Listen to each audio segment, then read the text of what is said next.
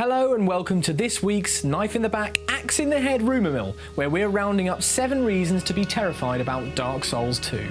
And if you love Dark Souls like we do, you'll know we mean the good type of terrified. Now, our first reason is that this game will be harder than ever. Yes, there was that initial flurry of fear when people talked about it being more accessible, but exactly what was meant by that was actually lost in translation. According to director Tomohiro Shibuya, this just relates to making systems easier to understand. Expect a leaner gaming experience without it getting any easier.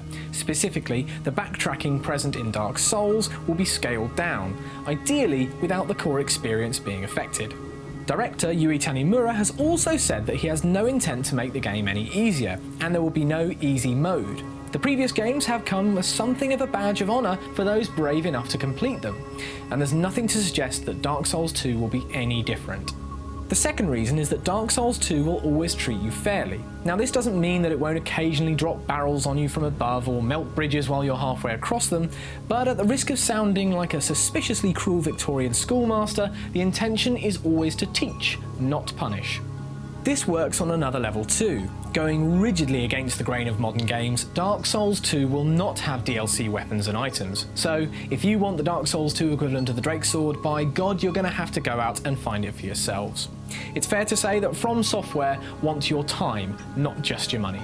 Now, we've heard that the game will have a server, but before you start getting the SimCity cold sweats, there will still be an option to play offline. However, there will be elements to the multiplayer game that weren't previously possible without a server. Details are scant at present, but the experience will be changed and optimized. Up next, we've got the presentation. Shibuya has said that he wants to improve the overall atmosphere, and that starts with the graphics. But rather than focusing on shading and lighting, he wants to show all the gory details on a more expressive cast of monsters. But the modifications go deeper than graphical fidelity. Dark Souls 2 is all about finding new and exciting ways to make you extraordinarily sad. In addition to all the monsters, slime and shadow, Dark Souls 2 will force players to face phobias such as vertigo, and use things like auditory hallucinations to bugger up your senses. Now personally, we have phobias about buttons, spiders, and dying in agony, so we're excited to see what nightmarish creations the game will throw at us. Now, moving on from this, you should be worried especially if you're afraid of the dark. The sequel promises to use more dynamic light and shadow, so you'll have to take torches into the gloom and pray they don't run out at the wrong moment. Just like in the catacombs in Dark Souls 1, carrying a torch also means that your second hand will be out of commission, so you won't be able to use a shield or secondary attacks, or perhaps even a bow. Next up, we've got the world. Speaking to Famitsu, former director Hidetaka Miyazaki explained that the game won't be set in Lordran. He suggested that if the previous game was like the Arctic, Dark Souls 2 is like Antarctica. He also reiterated that the key word for the game is time, both the idea of time as a high-end concept and the passing of time in the game.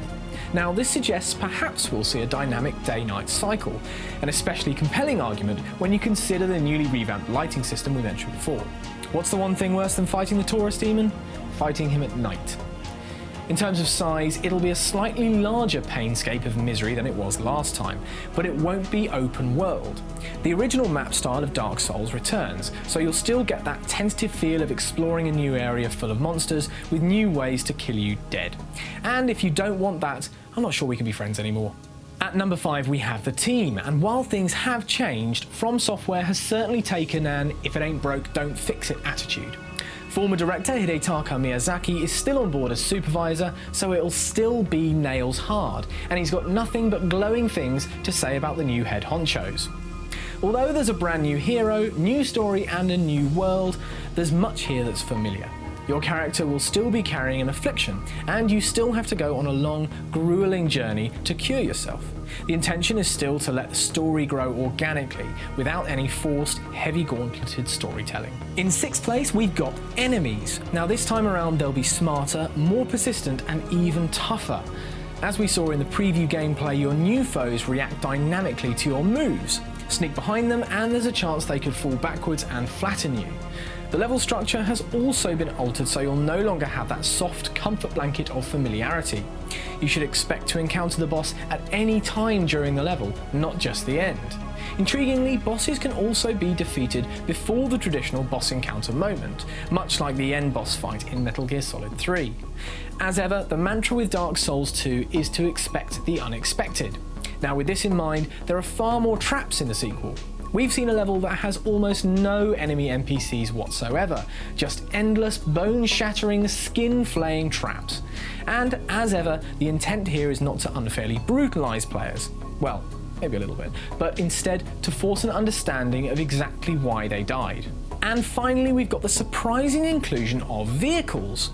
A particularly cruel example is the Scythe Chariot in the gameplay demo, but the developers have also talked about levels set on board vehicles, the most surprising of which is a ship. Now thankfully there are no plans to let you take control of these machines, this isn't the Prepare to Drive edition, but the prospect of traversing an endless bleak sea full of murderous leviathans is enough to get us truly excited.